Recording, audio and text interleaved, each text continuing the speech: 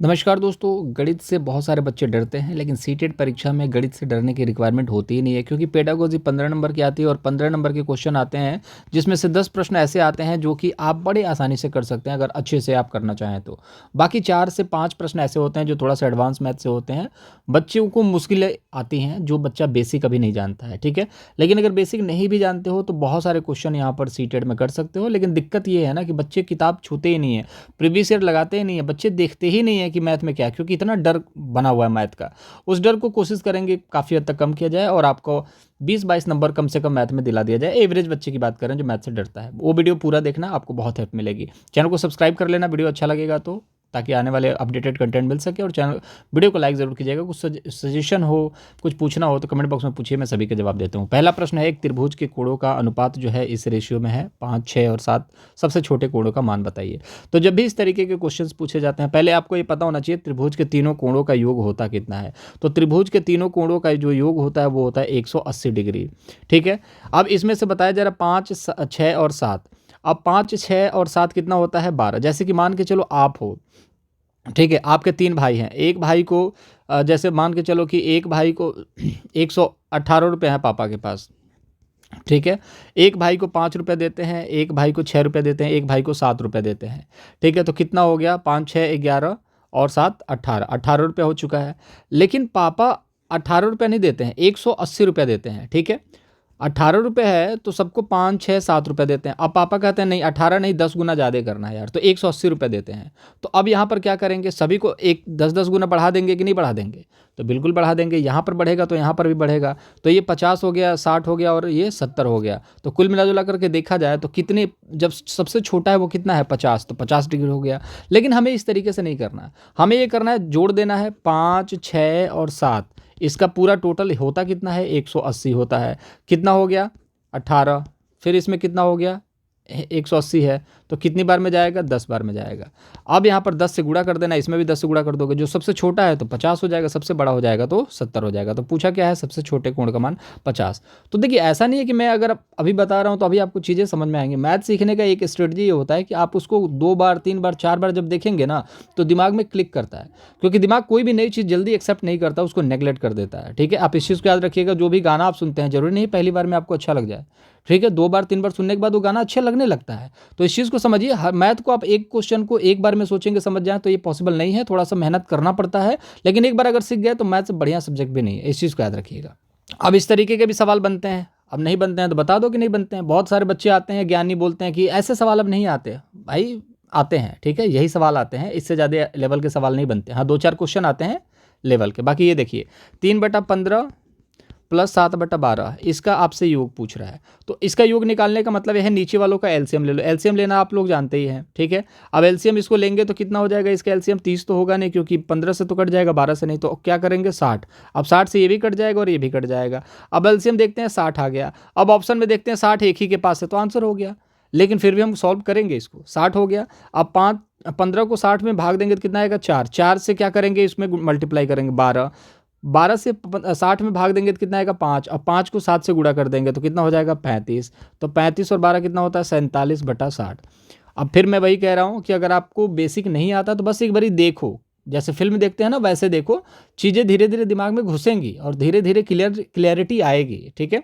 इस तरीके के छोटे मोटे सवाल। अब यहाँ पर माइनस भी पूछ सकता है, तो बस यहाँ प्लस की जगह माइनस कर देना। 12 प्लस 35 है तो 12 माइनस 35 होगा तो -23 आ जाएगा, -23/60, ठीक है। अब देखिए इस तरीके के सवाल भी बनते हैं यार। अभी पेडागोजी के भी सवाल करेंगे, बहुत अच्छा लगेगा, मैं आपको ऑनेस्टली बता रहा हूँ। आप क्वेश्चंस को करके जाइए, बहुत मज़ा आने वाला है, कॉन्फिडेंस बूस्ट होगा, और होगा तो ज़रूर आप वीडियो को लाइक कीजिएगा। एक शहर का तापमान रात 9 बजे, ठीक है, 23.5 डिग्री रहता है। प्रत्येक घंटे तापमान 7.7 डिग्री जो है नीचे गिर जाता है। किस समय तापमान 17 डिग्री पहुँच जाएगा। अब देखिए अब 23 से 17 पर पहुँच रहा है, तो 23.5 है और 17.2 है, ठीक है। तो यहाँ से यहाँ तक पहुँचना है। जैसे कि मान के चलो मेरे पास 10 रुपया है, हर घंटे 1-1 रुपया कम हो रहा है, तो कब जा कर के मेरा जो रुपये होगा, हर घंटे 1-1 रुपया कम हो रहा है, अब कब जा कर के मेरा रुपया 5 हो जाएगा, तो 5 घंटे बाद हो जाएगा, ठीक है। तो याद रखिएगा इस तरीके से सवाल है कि 23.5 डिग्री सेल्सियस है, टेम्परेचर 0.7 गिर रहा है हर घंटे, तो 17.2 कब होगा। तो अब हर घंटे के हिसाब से इसको माइनस करेंगे। अब इसमें 5 का गुणा करा था, इसमें भी अब हर घंटे माइनस करेंगे। देखिए कैसे होगा, 15 फिर 23.5 है तो इसमें से 3 हो जाएगा, यहाँ पर 13 6 हो जाएगा और फिर यहाँ पर 1 तो है ही, ठीक है, तो 63 हो गया। 1 दशमलव के बाद है, यहाँ पर कुछ नहीं लगा देंगे 1 दशमलव के बाद, ठीक है। अब 63 को क्या करेंगे, 7 से भाग देंगे, तो 7 से भाग देंगे तो कितना हो जाएगा, 9 आ जाएगा। मतलब कि कुल 9 घंटे का टाइम लगेगा। कहने का मतलब है कि चेंजिंग कितना हुआ, 6.3 डिग्री का चेंज हुआ। हर घंटे 0.7 डिग्री का चेंजेस था। अब 6.3 डिग्री हर मतलब पूरा चेंज हुआ है, हर घंटे 0.7 डिग्री का चेंजेस है, तो कितनी बार में जाएगा, 9 बार में जाएगा। मतलब कि 9 घंटे में 6.3 डिग्री चेंज हुआ है। अब 9 डिग्री आप यहाँ से जोड़ेंगे 9 बजे रात के, तो दिन के कितने बज जाएंगे, 6 बज जाएंगे। इस तरीके के सवाल बनते हैं, मुझे पता है ये चीज़ आप लोग कर लोगे यार। इस तरीके के सवाल भी बनते हैं और आप लोग कर सकते हो। और कम समय में बहुत ज़्यादा कंटेंट देता हूँ, तो सिर्फ इसका मतलब ये नहीं है कि आप वीडियो को नेगलेक्ट कर दें। वीडियो में सीखिए, आप एक बार ही नहीं समझ में आता दोबारा देखिए, सीखिए, अच्छा लगेगा, सीख पाएंगे आप। अब देखो इस तरीके के भी सवाल आते हैं कि एक दुकानदार के पास कुछ अंडे हैं। अब ये जिस बच्चे को आता है ना उसे लगेगा हलवा प्रश्न है, लेकिन जिस बच्चे को नहीं आता, इतना बड़ा क्वेश्चन देख करके ही बच्चा अटेम्प्ट ही नहीं करेगा, छोड़ देगा, कहेगा यार कौन समझे। देखो कितना आसान क्वेश्चन है। एक दुकानदार के पास कुछ अंडे हैं, वह उन्हें एक ट्रे में रखना चाहता है जिसमें ठीक 12 अंडे आते हैं। आपको पता है 30 अंडों का एक ट्रे आता है, लेकिन यहाँ पर 12 अंडे का एक ट्रे आ रहा है, ठीक है। एक ट्रे आ रहा है जिसमें कि हम कितने अंडे रख सकते हैं, सिर्फ 12 अंडे ही रख सकते हैं, ठीक है। उसने अंडों को 9 ट्रे में रखा, उसके पास 5 अंडे बच गए। अब 9 अंडों को रखा, 9 ट्रे लिया तो 12 अंडे एक ट्रे में है, तो 9 ट्रे में कितने हो गए, 9 ट्रे में 108 अंडे हो गए, 12 नवा 108। उसके पास 5 अंडे, 9 ट्रे में इतने अंडे आ गए। अब उसके पास 5 अंडे और बच गए, मतलब कि उसके पास 113 अंडे थे। उसने अभी कितने अंडों की आवश्यकता है जिससे उसकी 10 ट्रे भरने के बाद कोई अंडा ना बचे। अब 9 ट्रे में 108 हो गया, 10 ट्रे में कितना हो जाएगा, 120 हो जाएगा। 10 ट्रे अगर रहेगा तो पूरे अंडे फिनिश हो जाएंगे, तो 10 अंडों में कितना लगेगा, 120, ठीक है। 120 अंडे लगेंगे 10 ट्रे में। उसके पास 108 अंडे भरने के लिए 9 ट्रे था, लेकिन 5 अंडे बच गए, तो कितना हो गया, 113 अंडे। अब 7 अंडे बच गए हैं, और 7 अंडे अगर हो जाएंगे उसके पास तो 120 हो जाएगा। कहने का मतलब समझ में आ रहा है कि 9 ट्रे उसने भर दिया है, मतलब कि 108 अंडे उसने भर दिए हैं, 5 अंडे बचे हैं उसके पास, तो कितने अंडे और हो जाएं कि वो 10वां ट्रे भी भर दे। तो 10वां ट्रे भरने के लिए 7 अंडे और होंगे, तो 120 अंडे हो जाएंगे। और 120 अंडों के लिए कितने ट्रे की ज़रूरत है, 10 ट्रे। याद रखिएगा एक अंडे में 12 ट्रे होता है, तो याद रखेंगे इसका आंसर क्या होगा, ऑप्शन नंबर बी, 7 अंडे की रिक्वायरमेंट है। आसान है, समझ में आएगा धीरे धीरे। आप एक बार क्वेश्चन पढ़ना, अपना दिमाग खुद लगाना लॉजिकल तरीके से। इसी तरीके के क्वेश्चन सीटेट पूछता है, पेडागोजी में भी मेमोरी बेस्ड क्वेश्चन पूछता है, मैथ में भी। मैथ में फॉर्मूला बेस्ड क्वेश्चन यहाँ पर नहीं देखने को मिलेंगे, मैक्सिमम 2 से 3 क्वेश्चन फॉर्मूला बेस्ड होंगे, बाकी सारे आपको ट्रिक बेस्ड मिलेंगे, जो आप खुद से भी ट्रिक लगा करके कर सकते हो। ये देखिए, ये थोड़ा कॉन्सेप्ट बेस है, लेकिन इसमें भी कोई जान नहीं है। यहाँ पर पूछा जा रहा है कि निम्नलिखित में से कौन सा पूर्ण संख्याओं के लिए सत्य नहीं है। तो अब देखिए, इसको समझने के लिए यहाँ पर ये है कि इसको बराबर करना है। जैसे a + b है, तो इसके बराबर b + a है कि नहीं। कहने का मतलब है कि 2 + 3 है, तो क्या इसको अगर b को यहाँ पर ला देते हैं, 3 + 2 बराबर है, तो बिल्कुल बराबर है। 2 + 3 और 3 + 2 क्या है, बराबर ही तो है, 5 5 दोनों तरफ हो गया। अब यहाँ पर देखिए 2 - 3, तो क्या 3 - 2 बराबर है। जैसे मान के चले a - b, तो b - a बराबर है, तो a की जगह 2 रखा, b की जगह 3 रखा। अब फिर यहाँ पर b की जगह 3 रखा, a की जगह 2 रखा, तो यहाँ पर हो गया -1 बराबर कितना हुआ, 1। तो क्या ये बराबर है, नहीं। पूछा क्या है, नहीं, तो नहीं नहीं से 1 नंबर आपका, ठीक है। तो इस तरीके की चीज़ें भी आपको देखने को मिलेंगी। बिल्कुल बराबर करना होता है और फॉर्मूला पुट नहीं करना है। यहाँ पर सिर्फ एक नंबर लेकर के चलिए, 1 + 2, फिर 2 + 1 3 हो गया, 1 - 2 2 - 1, इस तरीके से। अब यहाँ पर देखिए 1 × 2 और 2 × 1 क्या बराबर हो नहीं गया, 2 = 2 हो तो गया। तो यही वाला आंसर जो होगा आपका राइट आंसर होगा। इसको भी चेक करना चाहोगे, चेक कर लोगे, चेक कर लेना आप, ठीक है। हम अगले क्वेश्चन पढ़ते हैं। सीखा, एक ईंट भट्टा पर ईंटें खरीदने गई। ईंटों का मूल्य जो था 2500 रुपये प्रति 1000 ईंट था। अगर उसके पास केवल 4000 रुपये हैं तो वह कितनी ईंट खरीद सकता है। अब देखिए, यहाँ पर आपने देखा होगा हर एक माल 10 रुपये, मतलब एक माल जो है वो 10 रुपये का है, ठीक है। तो मतलब एक माल जो है, मतलब एक प्रोडक्ट जो है 10 रुपये का है, तो 1 रुपये का कितना माल मिलेगा, तो 1 रुपये का मिलेगा 1/10, आपको पता ही है। जैसे 10 रुपये का एक, ठीक है ना, एक टॉफ़ी मिलता है, ठीक है, जिसमें 10 आपको दाने मिलते हैं टॉफ़ी के, तो 1 रुपये में कितना होगा, 1/10, याद रखिएगा, ठीक है। 1 रुपये में कितना होगा, ये नीचे चला जाएगा। अब इसी तरीके का सवाल है कि 2500 रुपये में उसको 1000 ईंट मिलती है, 2500 रुपये में उसको 1000 ईंट मिलती है, तो 1 रुपये में कितना ईंट मिलेगा भैया? 1000 बट्टा 2500। मान के चलो 2500 में 1000 ईंट मिलता है, तो 1 रुपये में 1000 बट्टा 2500 होगा, तो इसको काटेंगे तो कितना हो जाएगा? 10 बट्टा 25। अब इसको क्या है, 4000 रुपये लेकर के जाता है, तो 4000 में उसको कितना मिलेगा? तो अब देखिए 4000 कैसे लिखें यहाँ पर? 4000 यहाँ पर 10 बट्टा 25 आ गया है 1 रुपये में। अब यहाँ पर देखिए तो 4000 रुपये में ऐसे कर लेते हैं, 1 रुपया है, 1 रुपये में 10 बट्टा 25 आ रहा है, तो अब इधर भी 4000 से गुणा कर देते हैं, तो कितना हो जाएगा? 4000 रुपये हो जाएगा। तो इधर भी 4000 से गुणा कर देंगे भाई, ठीक है, 4000 से गुणा कर देंगे। अब देखेंगे यहाँ से भाग देंगे तो कितनी बार में जाएगा? 4 बार में जाएगा, 100, 8, 16, ठीक है, 16 बार में जाएगा ये। 25, 16 कितना होता है? 400 और 1 जीरो और आ जाएगा। अब 16 है, ठीक है, और 2 जीरो, 1 जीरो ये, 1 जीरो ये, यहाँ पर 1600। तो आंसर क्या आ जाएगा? ऑप्शन नंबर सी, ठीक है। तो 1600 ईंटें वो 4000 में खरीद सकता है। इसको इस तरीके से भी देख सकते हैं आप कि 2500 रुपये में वो कितनी ईंटें खरीद रहा है? 1000। तो इसका अगर देखा जाए तो 2500 रुपये में कितनी ईंटें खरीद रहा है? 1000। तो 1250 में कितनी खरीदेगा? 500, ठीक है। अब यहाँ पर देखिए 2500 हो गया, 2500 का आधा हो गया 1250, 1250 में 500 ईंटें खरीदता है, और 2500 में 1250 जोड़ो तो 3750 रुपये में कितना खरीदेगा? 1500 ईंटें खरीदेगा। अब 1500 ईंटों के आसपास कौन सा एक ऑप्शन दिखता है? ऑप्शन नंबर सी दिखता है। तो ये मेमोरी बेस्ड क्वेश्चन है दोस्त, इसको आप अपने हिसाब से किसी तरीके से मॉडिफाई करके देख सकते हैं, सीख सकते हैं। मेरा कंसर्न क्या है सिखाने का कि इस तरीके के क्वेश्चन आते हैं, अगर आप इस तरीके के क्वेश्चन को अटेंड करोगे तो बड़े आराम से आप नंबर लूट सकते हो। बाकी मैं पेडागोजी की भी क्वेश्चंस करवाऊंगा, वो ज़्यादा इंपॉर्टेंट है, वो तो 15 में 15 आप लेकर के आओगे।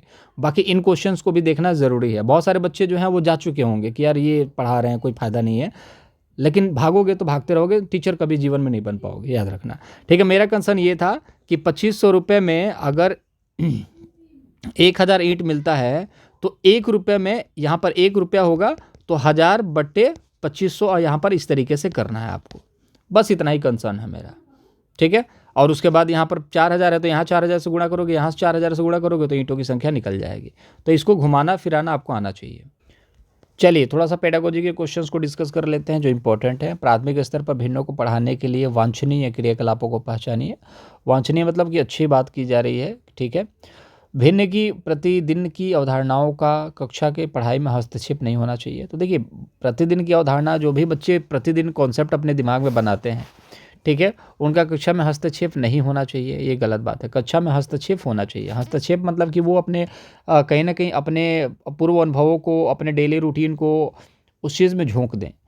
मैंने आपको पहले भी बताया इस चीज़ को लेकर के कि मान के चलिए कि उनके पापा के पास 10 रुपये हैं और उन्होंने बोला बेटा मैं ऑफिस जा रहा हूँ, एक काम करो इसमें से आधे आधे ले लो। तो हमने 5 लिए और भाई ने 5 लिए, तो कितने हो गए? 10 हो गए पूरे टोटल, ठीक है। तो भिन्न का मतलब क्या होता है? 1/2, मतलब कि आधे आधे ले लो। तो 10 में हमने 2 का भाग दिया तो कितना आ गया? 5 आ गया। तो इसी को भिन्न कहा जाता है। तो हस्तक्षेप होना चाहिए, तभी तो बच्चे सीखेंगे। कि मान के चलो आपके पापा जो हैं मार्केट से कहीं ना कहीं मान के चलो कि 10 चॉकलेट लाते हैं, 7 आपको देते हैं, भाई को 3 देते हैं, तो कितना हुआ? तो 7, 3 हो गया, ठीक है, 7 और 3 हो गया। तो इस तरीके से आप निकाल सकते हो। भिन्न को इसी तरीके से बताना है कि 10/7 और 7/10 प्लस 3/10, इस तरीके से निकालना है। दूसरी बात है यहाँ पर कि केवल, यहाँ पर गलत हो गया। भिन्न की अवधारणाओं को विभिन्न स्थितियों में पृथक प्रदर्शित किया जाना चाहिए। विभिन्न स्थितियों में प्रदर्शित करना, मैंने आपको एग्जाम्पल दे दिया कि विभिन्न स्थितियों में किसी तरीके से समझा दो, बच्चा समझ जाए, ठीक है। महत्व दिया जाना चाहिए कि अंश और हर पृथक संख्याएं हैं, ये गलत है। यहाँ पर इस चीज़ का महत्व नहीं देना है कि अंश क्या है, हर क्या है, इस चीज़ को लेकर के। देखिए मैंने भी यही चीज़ बताई आपको कि जब मैथ का डर खत्म होगा, रीजन कब होगा? जब उनको स्थितियों से जोड़ जोड़ के चीज़ों को बताई जाएंगी। तो सीटेट में बहुत फॉर्मूला बेस्ड क्वेश्चन नहीं पूछे जाते हैं, कॉन्सेप्ट बेस्ड पूछे जाते हैं। उन कॉन्सेप्ट को अगर आपने लगाना सीख लिया तो आपको कॉन्फिडेंस आ जाएगा खुद पर। फिर उसके बाद फॉर्मूला क्या होता है यार, उसके बाद तो आप फॉर्मूला भी याद होने लगेंगे आपको। इस चीज़ को याद रखना। यहाँ पर देखेंगे गणित के प्राथमिक पाठ्यक्रम में प्रतिचित्रण, मानचित्रण के कौन से पहलू विद्यमान है? तो यहाँ पर देखेंगे मानचित्र का अर्थांकन, ठीक है। तो अर्थ का तो इम्पॉर्टेंट है, यहाँ पर देखोगे इंटरप्रिटेशन इम्पॉर्टेंट है मानचित्र का, ठीक है। आपने देखा होगा मैथ में, आपने देखा होगा ऐसे इंटरप्रिटेशन वाले, डाटा इंटरप्रिटेशन वाले सवाल बनते हैं, ठीक है। ए है, बी है, सी है, इसके पास 10 रुपये हैं, इसके पास 15 रुपये हैं, इसके पास 20 रुपये है, मतलब कि बढ़ते क्रम में। तो इस तरीके की चीज़ों को दिखाना ज़रूरी है बच्चों को। अब मैथ में अब ऐसा तो नहीं चिड़िया बना दोगे या जहाज़ बना दोगे या फिर घोड़ा बना दिया आपने, तो ऐसा तो कुछ है नहीं, पेड़ पौधे बना दिया, ऐसा नहीं। मानचित्र बनाओगे तो मैप के हिसाब से कुछ ऐसा मानचित्र बनाओ जो बच्चों के दिमाग में जाए। जैसे आपने गोल बना दिया, इसमें से इस तरीके से आपने पिज़्ज़ा जैसे बनाया और इसमें से थोड़ा सा स्लाइस निकाल दिया और बोला कि ये आपका हिस्सा है, ठीक है, और ये पूरा 50 है, तो बताइए आपका कितना हिस्सा हुआ। तो इस तरीके की चीज़ों को बच्चों को सिखाना होता है। जैसे कि ये 10 रुपये है, आपको 2 रुपये मिल गए, तो बताइए कि बाकी बच्चों के पास कितना रुपया बचेगा, तो सर 8 रुपया बचेगा, ठीक है। तो इस तरीके से पैमाना बना करके दिखाना है। संकेतों का इस्तेमाल, प्रतीकों का इस्तेमाल करना है। जैसे प्रतीक दिखाना है, जैसे कि क्या है कि पिज़्ज़े में से ये निकाल दिया, तो एक सिंबल दिखाने की कोशिश करी गई है, ठीक है। तो इस तरीके से करना है। रेटिंग स्केल मतलब कि ड्राइंग एज पर स्केल, पैमाने के अनुसार आलेख बनाना है, तो पैमाने का हिसाब से आपको बनाना ही पड़ेगा, ये भी इंपॉर्टेंट है। पैमाना इधर उधर हुआ तो मान के चलो आप जाते हो अपना कपड़ा सिलवाने के लिए, 1 इंच इधर उधर हुआ तो जो बूसट आएगी या फिर आपकी जो शर्ट होगी वो टाइट होगी, आपको कंफर्टेबल फील नहीं होगा। तो बच्चों को कंफर्टेबल फील कराना है तो पैमाने के अनुसार ही चीज़ों को सीखना सिखाना है। तो याद रखिएगा, बिना पैमाने का कोई काम नहीं हो सकता, बिना पैमाने के आप बूसट नहीं सिलवा सकते। आप जा करके बोलना कि बिना मेरा माप लिए बूसट सिल दो, नहीं सिल पाएगा क्या? पॉसिबल नहीं है। तो बिना माप का इंपॉर्टेंट नहीं है। और आंसर ए, सी और डी कहीं है क्या? A, C, D option number first right answer है। चलिए एक प्रश्न देखेंगे, एनसीएफ से सवाल बनते हैं। अब बहुत सारे बच्चे ये कहते हैं एनसीएफ से सर एक सवाल आता है, ऐसा नहीं है। सीडीपी में भी सवाल देखने को मिल जाता है, ईवीएस में भी देखने को मिल जाएगा, भाषा में भी देखने को मिल जाएगा, जैसे लैंग्वेज में, मैथ में भी। तो कम से कम 3 से 4 सवाल तो बनते ही हैं, ठीक है। तो यहाँ याद रखेंगे कि 2005 के अनुसार इनमें से कौन से विषय प्राथमिक विद्यालयों में गणित पाठ्यक्रम का भाग नहीं है, तो याद रखिएगा वो है इंटीजर्स। आपको प्राथमिक विद्यालयों में इंटीजर्स आपको पढ़ने को नहीं दिखेंगे, ठीक है। इंटीजर्स आपको क्या होते हैं, जैसे कि 1, 2, 3, 4, 5, -1, -2, -3, इसको बोला जाता है, ठीक है। इसको इंटीजर बोलते हैं। होल नंबर क्या होता है, जो 0 से स्टार्ट होते हैं। प्राकृतिक संख्याएं क्या होती हैं, जो 1 से स्टार्ट होती हैं। अभाज्य संख्याएं क्या होती हैं, जिसके 2 भाग होते हैं, एक तो 1 होता है, एक वो खुद होती है। जैसे आप देखोगे सबसे छोटी अभाज्य संख्या कौन है, 2। सबसे छोटी सम अभाज्य संख्या कौन सी है, 2, ठीक है। इस चीज़ को याद रखेंगे। सबसे छोटी विषम अभाज्य संख्या क्या है, तो वो 3 है। इस चीज़ को याद रखिएगा, छोटी छोटी चीज़ें हैं, इंपॉर्टेंट है, ठीक है। अभाज्य संख्या इसको बोला जाता है। तो ये सारी चीज़ें नहीं पढ़ाई जाती भाई, ये सब चीज़ें पढ़ाई जाएंगी, आपको पता ही होगा। जब 6th क्लास से सारी चीज़ें स्टार्ट करी जाती हैं, दिमाग से उड़ने लगता है चीज़ें, लगने लगता है और तेरी ये क्या पढ़ाने लगे सर, अब तो कुछ समझ में आना है नहीं। टाइलिंग जो है इंपॉर्टेंट है, याद रखिएगा, ये बहुत इंपॉर्टेंट है। चौपड़ बार बार पूछा जाता है, बहुत इंपॉर्टेंट है अनुमान लगाने के लिए। जैसे मैंने बोल दिया कि बताओ पापा 10 चॉकलेट लाए थे, 5 तुम्हारी छोटी बहन ने ले लिया, 2 तुम्हारे बड़े भैया ने ले लिए, तो आपके पास कितने बचे? तो अब अनुमान लगाएगा 5, 2, 7, सर 3 बच गए मेरे पास। तो अनुमान लगाना इंपॉर्टेंट है, ये सारी चीज़ें हैं इंपॉर्टेंट। सिमेट्री के बारे में यहाँ पर सवाल बनते हैं और हर शिफ्ट में सिमेट्री से सवाल बनते हैं। सिमेट्री का मतलब होता है किसी प्रोडक्ट को उल्टा कर दो तो भी उसके बराबर हो जाए, ठीक है। तो याद रखिएगा, सिमेट्री में जैसे कि क्या हो सकता है, जैसे ई है, अब ई को उल्टा भी कर दोगे ना तो वो ई ही दिखेगा आपको, ठीक है ना। इसको पलट दोगे तो क्या दिखेगा, ई ही दिखेगा। इसलिए ये सब सिमेट्री होता है, इस चीज़ को याद रखिएगा। ओ क्या है, सिमेट्री हो जाएगा। आई क्या है, सिमेट्री हो जाएगा। इस तरीके के सवाल बनते हैं। सिमेट्री में ये भी सवाल बनते हैं कि ई में जो है कितने डिग्री का कोण बनेगा, ठीक है। के में कितने डिग्री का कोण बनेगा, तो के में आप देखो 45 डिग्री का कोण बनेगा। ई में जो है 90 डिग्री का कोण बनेगा, ठीक है। 90 डिग्री क्या होता है वो भी मैं बता देता हूँ। ये देखिए, जो सीधी लाइन होती है ना, ये 90 डिग्री का होती है। जैसे आप सीधे स्ट्रेट खड़े हैं 90 डिग्री, इसके बीच में जाओगे 45 डिग्री। 45 डिग्री वाले को न्यून कोण बोला जाता है। न्यून कोण मतलब एक्यूट एंगल, इसको बोला जाता है। आप इसको क्या बोलोगे, समकोण बोलोगे, ठीक है, ट्राइंगल बोलते हैं। इससे ऊपर जब जाता है 180 डिग्री से कम और 180 डिग्री से कम, जैसे कि मान के चलो ये 180 डिग्री है, पूरी एक सीधी लाइन को 180 डिग्री बोला जाता है, ठीक है। ये पूरी लाइन है 180 डिग्री की है, बीच में से खड़ी हो जाती है लाइन तो ये हो जाती है 90 डिग्री, ये हो जाता है 90 डिग्री। ये जो बीच से जाएगा ये हो जाएगा 45 डिग्री, ये 45 डिग्री, ये, ठीक है। अब ये जो होता है ये अधिक कोण होता है, ठीक है। जो 90 डिग्री से ज़्यादा होता है और 180 डिग्री से कम होता है, अधिक कोण बोला जाता है, उसको याद रखिएगा। इससे ज़्यादा कुछ बनेगा नहीं, याद रखना, ठीक है। तो ये सारी चीज़ें आपको मैंने बता दी, इंपॉर्टेंट था। ये इंपॉर्टेंट नहीं है इस क्वेश्चन के हिसाब से, तो ये राइट आंसर हो जाएगा ऑप्शन नंबर फर्स्ट।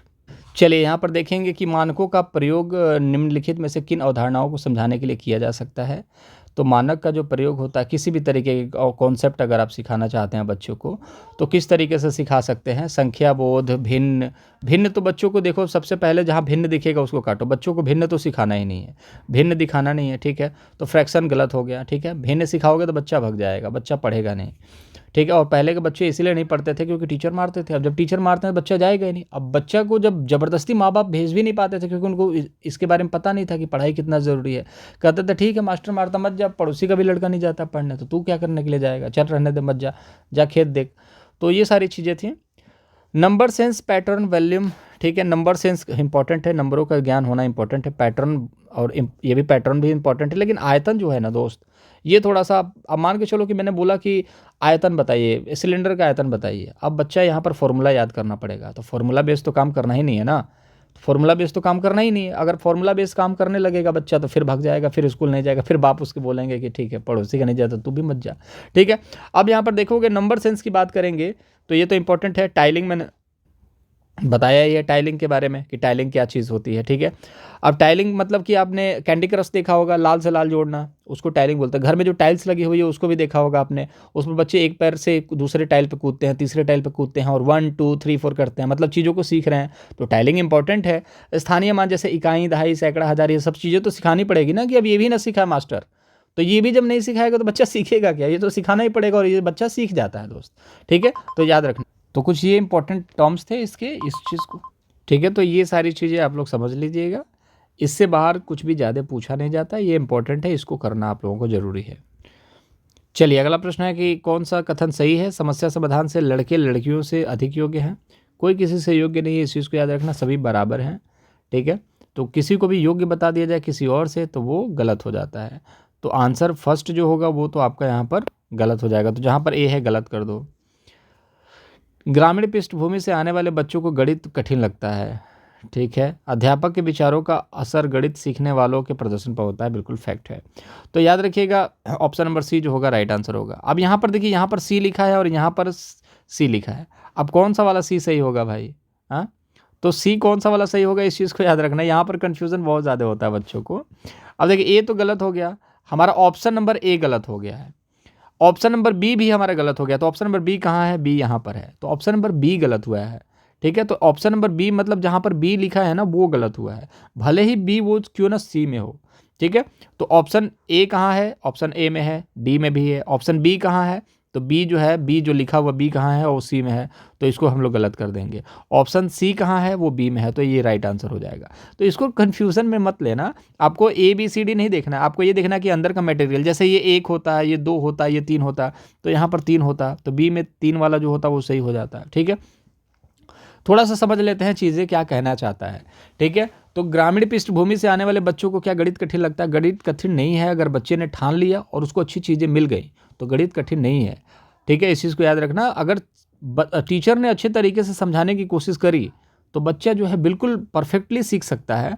लेकिन पहले ही उसको फॉर्मूला बेस्ड चीज़ें सिखाने लगोगे, पहले ही उसको बोलोगे रट करके आओ। अब जब रटते हुए उसको 2-3 प्रयास में अगर सफलता नहीं मिलेगी तो वो उससे हिम्मत हार जाता है। ये ह्यूमन नेचर है। आपसे भी अगर एक बार 2 बार सीटेट नहीं निकलेगा, आप कहोगे छोड़ो यार, अब प्राइवेट जॉब करते हैं, कहीं सीटेट वगैरह बेकार की चीज़ें, इससे कोई फ़ायदा नहीं, टाइम वेस्ट हो रहा है, ठीक है। तो और 1-2 बार में सफलता मिल जाती है तो मोटिवेशन हाई होता है, अब हम अगले के लिए तैयार हो जाते हैं, ठीक है। तो याद रखिए कठिन कोई नहीं लगता है, याद रखेंगे, नेगेटिव शब्द है। अध्यापक के विचारों का असर, अगर मान के चलिए मेरे पास कोई विचार है तो आप जो सीखने वाले हो आपके प्रदर्शन पर पड़ेगा। मैं चाहता हूँ कि हर बच्चा जो है गणित में अच्छा करे, तो मेरे पास अलग फिलॉसफी होगी। मैं उन सभी चीज़ों के साथ आपसे अगर डील करता हूँ, बात करता हूँ, तो आपको सारी चीज़ें आसान लगने लगेंगी। तो हम अलग अलग कॉन्सेप्ट के साथ अगर चीज़ों को सीखें तो वो ज़्यादा अप्रोप्रिएट, ज़्यादा मतलब कि आप देखोगे लाभदायक होगा आप लोगों के लिए। जैसे एग्जांपल्स की बात करें, हमारा विचार ये है कि हर बच्चा मैथ सीख सकता है, एक मेरा विचार है, तो क्या आपके ऊपर इसका लागू नहीं होगा क्या? आपको लगेगा ना सर ने बोला है तो कोई ना कोई बात तो होगी, सर तो ऐसे बोल नहीं रहे हैं कि गणित जो है हर बच्चा सीख सकता है। सर ने अपने जीवन में अनुभव लिया होगा, सर को भी कभी गणित मैथ जो है वो कमज़ोर लगता होगा, लेकिन सर ने सीखा होगा। और हम अगर बोले कि हमारा मैथ कमज़ोर था, हमने सीखा है, तो मेरे जो विचार हैं ये हैं कि मैं भी सीख सकता हूँ तो आप भी सीख सकते हैं, हर बच्चा सीख सकता है मैथ। कुछ कॉन्सेप्ट्स होते हैं उसको समझना होता है। अब मैंने इस चीज़ के बारे में आप लोगों की बात करी तो आप लोग क्या करोगे, सीख नहीं पाओगे क्या? बिल्कुल सीख पाओगे। ऑप्शन नंबर सी जो होगा, ऑप्शन सी सही है, तो यहाँ पर जाओगे बी में, ये आपका राइट आंसर होगा। गणित के स्वरूप के संदर्भ में निम्न में से कौन सा सही नहीं है? ठीक है, तो गणित का एक रूप है, उसमें से 4 ऑप्शन है, उसमें से बताएंगे कि कौन सा एक गणित का रूप नहीं है। तो गणित में प्रतिरूपों और संबंधों की पढ़ाई सम्मिलित है। ठीक है, तो अभी हम लोगों ने देखा है प्रतिरूप मतलब क्या होता है? पैटर्न, मतलब कि एक पैटर्न होता है पढ़ने का। जैसे कि संबंधों की पढ़ाई की बात करें तो ये सारी चीज़ें सम्मिलित होती हैं। एक पैटर्न होता है, संबंध होता है। जैसे पैटर्न क्या है कि 1 में 2 जोड़ेंगे, ठीक है, तो कितना हो जाएगा? 3 हो जाएगा। 3 में 1 जोड़ेंगे तो कितना होगा? 3 हो जाएगा। तो दोनों आपसी संबंध हैं और पैटर्न भी है, किस तरीके से काम करता है, ये सारी चीज़ें ज़रूरत है। गणित संख्याओं तक सीमित है। आपने देखा होगा 2a + 2a बराबर क्या होगा? तो 4a। ठीक है, तो क्या ये सिर्फ संख्या तक था?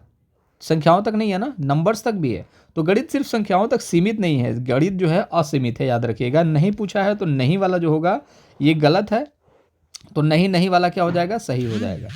तो जब भी सवाल बनता है नहीं वाला तो यहाँ पर सही होगा। अमूर्तीकरण, जो चीज़ें नहीं दिखती है, 2 आज तक देखा आपने, नहीं देखा। ठीक है, तो दृश्यीकरण, ठीक है, जो चीज़ें दिखता है उसको भी, जो चीज़ें नहीं दिखता है उसको भी गणित बोला जाता है। वो दोनों चीज़ें गणित में शामिल होती हैं। ठीक है, जैसे कि मान के चलो 4 टॉफ़ी 10 चॉकलेट थे, जिसमें से 6 आपको मिले, 6 भाई को मिले, 4 भाई को मिले और 6 आपको मिले। ठीक है, अब चॉकलेट तो आपको दिखा, लेकिन नंबर्स आपको दिखे क्या? नंबर्स तो आपको नहीं दिखे। तो याद रखिएगा, दोनों चीज़ें मिला करके गणित का एक निर्माण करता है। ठीक है, गणित वास्तविक संसार से जुड़ा है। जो एग्जांपल्स मैं आपको दे रहा हूँ वाकई में आप देखोगे तो संसार से ही तो जुड़ा है ना। जैसे कि आप इसी तरीके से सीख सकते हो कि 6 आपके पास हैं, 4 भैया के पास है, बाबू के पास है, तो कितना हुआ? 10 हो गया। तो संसार से जुड़ा हुआ चीज़ आप देखोगे। ठीक है, जैसे जनसंख्या को देखा जाता है, गिना जाता है, तो जनसंख्या क्या है? वास्तविक है। आप जानते हो हर किसी की वैल्यू है।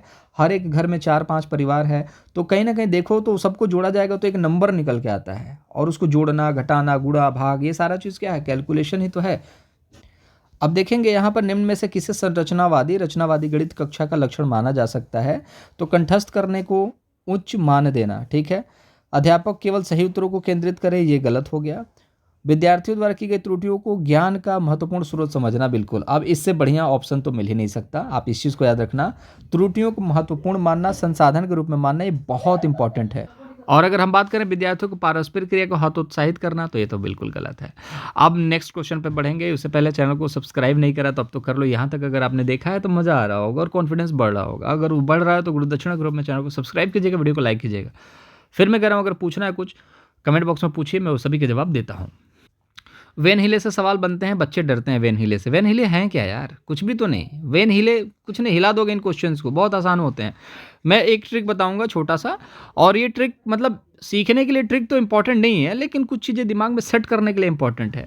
जैसे कि किसी भी चीज़ को देख करके बता दे, जैसे कि रोटी को देख के बता दे कि ये सर्कल है, समोसे को देख करके बता दे कि वो त्रिभुज है, तो वो दृश्यकरण विजुअलाइज कर ले रहा है चीज़ों को। मतलब कि बोलते हैं ना, विजुअलाइज करो किसी चीज़ को, मतलब कि आपने किसी को देखा और किसी को देखने के बाद किसी की मतलब किसी और की याद आ गई आपको। ठीक है, कि ये तो इसी के जैसा है, तो उसको बोलते हैं विजुअलाइजेशन। बोला भी जाता है आप जब पढ़िए तो विजुअलाइज करके पढ़िए, मतलब कि आप जो चीज़ देख रहे हैं उसको रियल लाइफ से जोड़िए। जैसे त्रिभुज को देखा बच्चे ने और विजुअलाइज कर लिया समोसे के जैसे। ठीक है, अब समोसे को याद करोगे तो विजुअलाइज करोगे उसकी खुशबू को, उसके टेस्ट को। तो ये सारी चीज़ें क्या है? विजुअलाइजेशन है। तो विजुअलाइज में क्या होता है? कोई एक चीज़ है जिसको हम लोग किसी के तौर पे किसी और चीज़ से कंपैरिजन करने लगते हैं, उसी चीज़ के जैसे समझने लगते हैं। किसी और के चेहरे में किसी और का चेहरा दिखना क्या है? विजुअलाइजेशन है। त्रिभुज में समोसे का दिखना, ये क्या है? विजुअलाइजेशन है। तो ये पहली स्टेज है। उन्होंने लेवल 0 से लेकर के 4 स्टेज तक बताई थी। लेवल 0 जो होता है सबसे पहला स्टेज होता है, इसको याद रखेंगे। और इससे अगर ज़्यादा थोड़ा सा एडवांस सवाल पूछ देगा तो दूसरा सवाल पूछ देगा कि जो बताइएगा कि वो त्रिभुज में, जो वो सर्कल में और रेक्टेंगल में फ़र्क बता देता है। ठीक है, कि सर्कल क्या है और रेक्टेंगल क्या है, और कहीं ना कहीं आपका स्क्वायर क्या है। तो स्क्वायर है ये जिसकी चारों भुजाएं बराबर हैं, जिसकी आमने सामने की भुजाएं बराबर होती है उसको रेक्टेंगल कहते हैं। इसका फर्क बता देता है, इन दोनों में वर्गीकरण बता देता है कि दोनों अलग क्यों हैं। उसको जब आप देखोगे वर्गीकरण, तो वर्गीकरण की अगर बात करेंगे तो वह हो विश्लेषण। ठीक है, तो जहाँ पर भी वर्गीकरण की बात हो, दोनों चीज़ों को अलग अलग बताने लगता है, विशेषताएं बताने लगे तो विशेषताओं के बारे में मैं आपको बता देता हूँ। विजुअलाइजेशन तो हो गया।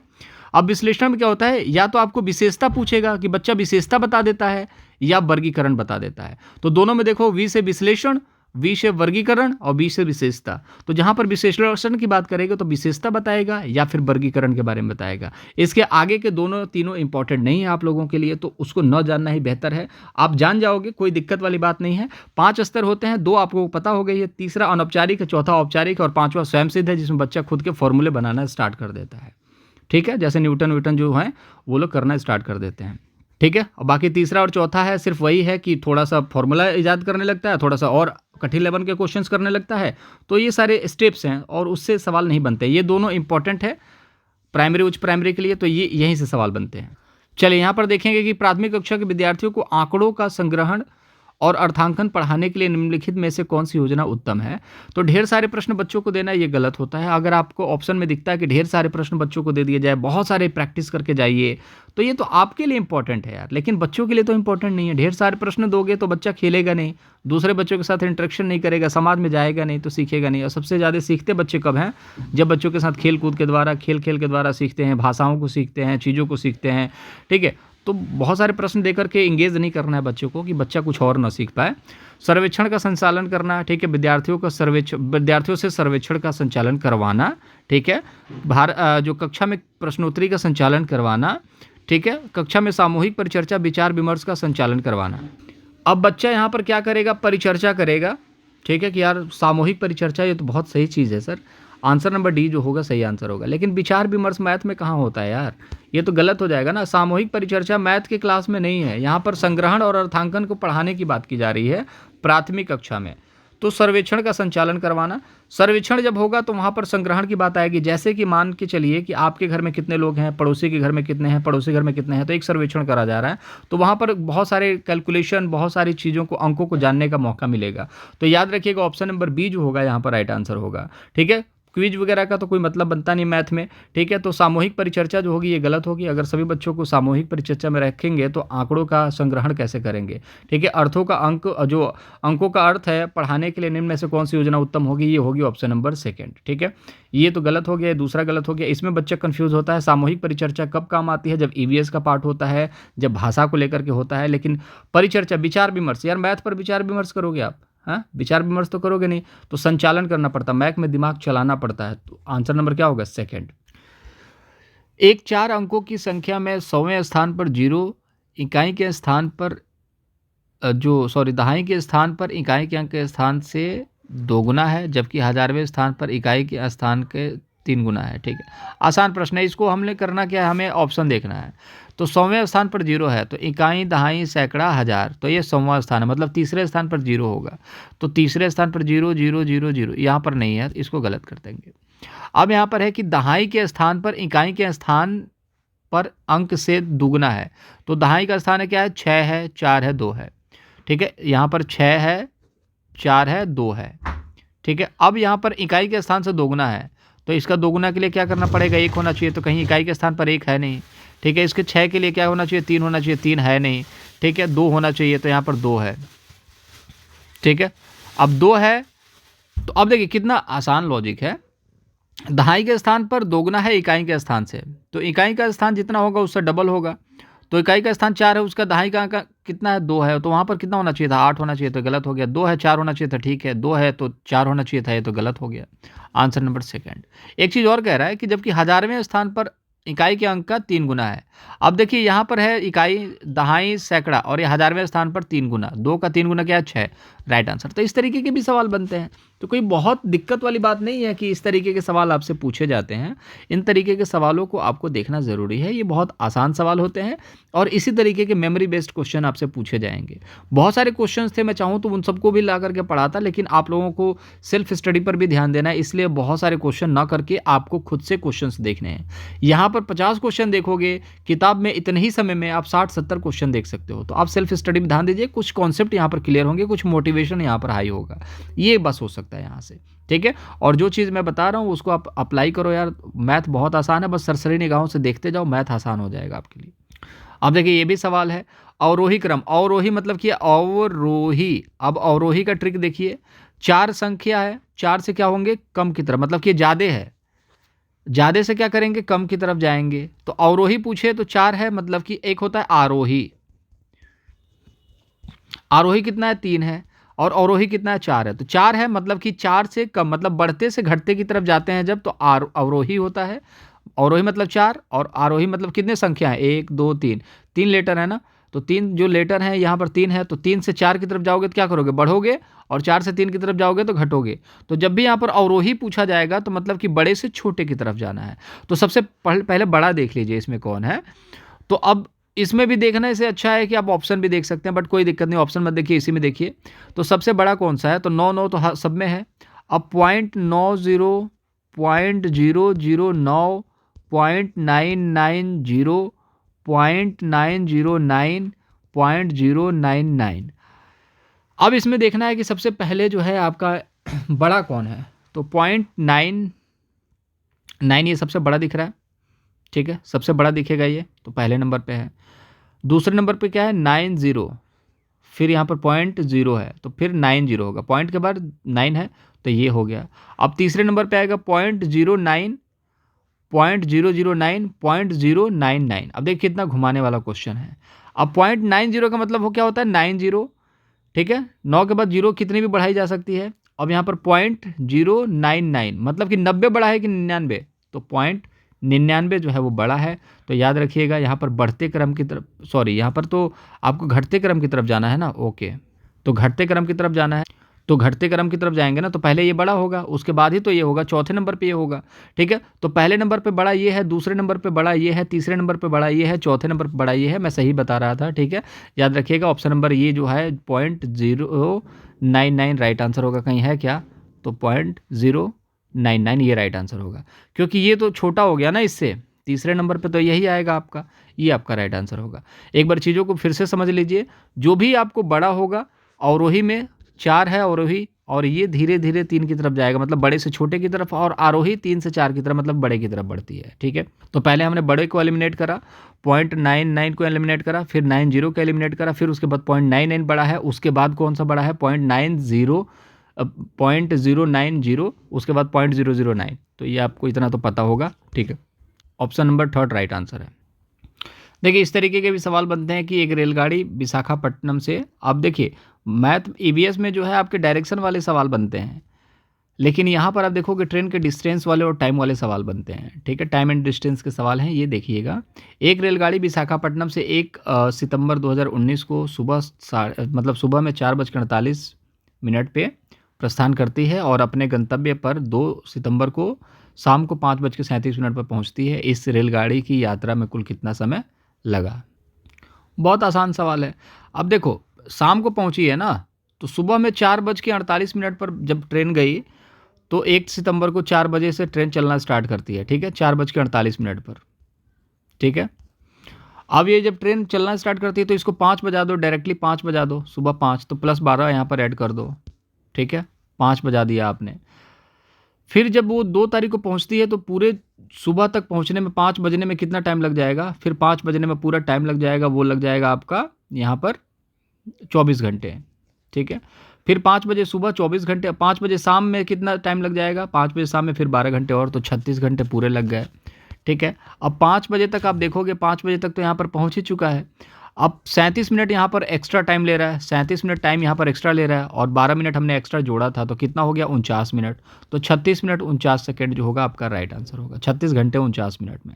अब आप इसको कैलकुलेशन अपने दिमाग से भी करेंगे, और इतना दिमाग तो हर बच्चे के पास है कि वो इस तरीके से कर सकता है कि सुबह के 4:48 पर ट्रेन यहाँ पर प्रस्थान करती है, और अगले दिन सुबह जब जाती है तो 24 घंटा हो जाता है। फिर शाम को जब 4:48 पर जाती है तो 36 घंटा हो जाता है, और 4:48 शाम से 5:37 के बीच में जो डिस्टेंस की बात करें अगर समय की, मिनट की, तो कितना मिनट हो जाएगा, 49 मिनट। तो कुल मिला के 36 मिनट और 36 घंटे और 49 मिनट जो होगा वो ड्यूरेशन यहाँ पर पूरा देखने को मिलेगा। तो ये कुछ इंपॉर्टेंट क्वेश्चन थे जिसको हम लोगों ने डिस्कस करा है। बाकी एक क्वेश्चन और देख लीजिए, इस तरीके के भी सवाल बनते हैं कि 88 है, 160 को विभाजित करने पर शेषफल जो है इतना बचता है। तो अब देखिए किस संख्या से विभाजित करेंगे तो इतना बचेगा। तो अब 4 ऑप्शन है, इसको आपको विभाजित ही करना पड़ेगा। तो 88 आप लिखिए, फॉर्मूला वगैरह पर जाएंगे मुश्किल होगा, तो 13 से भाग दीजिए, 13 × 78, हाथ में बचा 10, तो 10 तो जाएगा नहीं, क्रमशः बचा कितना है, क्रमशः मतलब क्या होता है, पहले इसका फिर इसका, तो 3 शेष बच रहा, 3 शेष नहीं बच रहा, यहाँ पर 10 बच रहा, मतलब 13 होगा नहीं। दूसरा देखते हैं 21 से भाग दे करके देखते हैं 88 में, तो 88 में 21 से भाग देंगे तो 4 बारी में जाएगा 84 बार, 84 में फिर 4 बच गया, बचना कितना चाहिए, 3 बच कितना गया 4, ये गलत हो गया। अब 17 से भाग दे करके देखते हैं 88 में, तो 17 से भाग देंगे कितना बचेगा, 17 पचे 85, बचा कितना 3, ये तो सही हो रहा है, लेकिन आगे भी तो चेक करेंगे। अब 17 से 160 में भाग दे करके देखेंगे, 160 में भाग देंगे तो 17 दहा में 170 और मिला जुला करके अगर देखा जाए तो 9 में 153, बचा कितना 7, मतलब कि यहाँ पर 7 भी बच रहा है। तो 17 से अगर हम 88 में और 160 में अगर भाग देते हैं तो 3 और 7 क्रमशः बचेगा, तो यही आपका राइट आंसर होगा। इस तरीके के भी हल्के फुल्के सवाल बनते हैं। तो मैं आपको फिर बोल रहा हूँ कि 15 नंबर पेडागोजी मैंने आपको करा दी है, उसको आप लोग टैग वर्ड नहीं देखा तो आप लोगों ने देखिएगा ज़रूर, वहाँ पर भी बहुत हेल्प मिलेगी, वीडियो से भी हेल्प मिलेगी, और मैं तमाम वीडियोज़ भी डाल चुका हूँ इस पर, तो उसको भी देख लीजिएगा। अगर आप थोड़ा सा मेहनत करेंगे तो आप लोगों के लिए फ़ायदा होगा कि आपको वो सारी चीज़ें मिल जाएंगी जो आप चाहते हैं परीक्षा में स्कोर बूस्ट करना। और दूसरी चीज़ ये है कि बाकी के जो 15 नंबर के क्वेश्चन जो ये मैं करवा रहा हूँ, तो इसमें से 8 से 10 प्रश्न बहुत इसी तरीके के हल्के फुल्के आएंगे। 4 से 5 प्रश्न आपको मेंटली चेक करा जाएगा कि आपको नहीं आता है तो आप डिप्रेशन में तो नहीं जा रहे हैं, आपको मैथ से डर लगाने की कोशिश की जाएगी कि आप मैथ से डर जाइए। अब जो डर जाएगा बच्चा वो मर जाएगा, कहने का मतलब है कि वो अपने जो उसके जो सपने हैं वो मर जाएंगे, क्योंकि वो उस चीज़ को अचीव नहीं कर सकता। धक्के खाने पड़ेंगे, प्राइवेट में 5-7 हज़ार की नौकरी आपको देखने को मिलेगी। बाकी अगर लड़कियां हैं तो उनको पता है कि प्राइवेट में उन्हीं का वर्चस्व है, प्राइवेट जो स्कूल्स होते हैं वहाँ पर लड़कियों को ही मोस्टली प्रेफरेंस दिया जाता है, लड़कों को नहीं। तो आप लड़के हो तो आप लोगों को तो जी जान लगाना पड़ेगा दोस्त, आप इस चीज़ को समझिए। आपके पास अगर सरकारी नौकरी के अलावा कोई ऑप्शन है नहीं, और अगर ऑप्शन है तो आपको फिर इस फील्ड को छोड़ करके किसी और फील्ड में जाना पड़ेगा, या इतनी महारत हासिल कर लो कि किसी कोचिंग में जाकर के यही चीज़ पढ़ा सको। बट फिर भी ये सारी चीज़ मुश्किल है, इस सभी चीज़ों को करने से अच्छा है कि थोड़ा सा मेहनत करके पढ़ाई कर लो, वो ज़्यादा आप लोगों के लिए आसान है। और उन चीज़ों को करने से ज़्यादा अच्छा ये है कि आप थोड़ा सा सरसरी निगाहों से मैथ को देखते रहो, आसान हो जाएंगी मैथ। और जो भी सब्जेक्ट आपको लगता है कमज़ोर है, बस पढ़ते रहो, निगाहों से निकालते रहो, वो सारी चीज़ें आसान हो जाती हैं। फिर ठीक है ना, तो आपको बहुत ज़्यादा चीज़ें बताने की जरूरत नहीं, खुद समझदार हो। चलिए, मुलाकात अगले वीडियो में करेंगे, अपना ख्याल रखिएगा। वीडियो अच्छा लगा हो तो कुछ सजेशन देना तो कमेंट बॉक्स में बताइएगा, वीडियो को लाइक कीजिए, चैनल को सब्सक्राइब करेंगे। मुलाकात अगले वीडियो में, बाय बाय।